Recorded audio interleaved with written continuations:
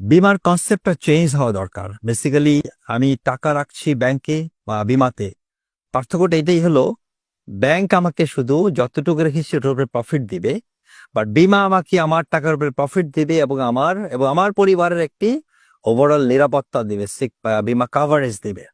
So বিমার এই অ্যাওয়ারনেসটা জনগণের মধ্যে আহ আস্তে আস্তে আরো গ্রো করতে হবে। বিমা মানুষের জন্য, বিমা মানুষের কল্যাণের জন্য, বিমা মানুষের জীবনের নিরাপত্তার জন্য, বিমা মানুষের স্মার্ট লাইফ লিভ করার জন্য। উন্নত বিশ্বে মানুষের বিমা নাই এমন লোক খুঁজে পাওয়া যাবে না। তা আমরা উন্নত বিশ্বের দিকেই আগে এগোচ্ছি। 2041 সালের মধ্যে ইনশাল্লাহ আমরা ডেভেলপ কান্ট্রির কাতারে দাঁড়াবো। বাই দেন আমাদের সবারই বিমা হবে ইনশাল্লাহ।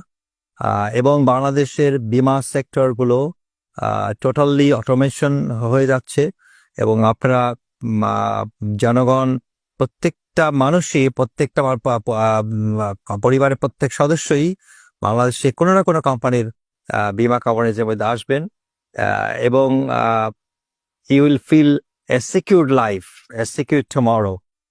ইনশাল্লাহ আমরা ওই থিম নিয়ে আগাচ্ছি এবং আমরা ভালো কিছু দেওয়ার উদ্দেশ্যেই প্রতিনিয়ত কাজ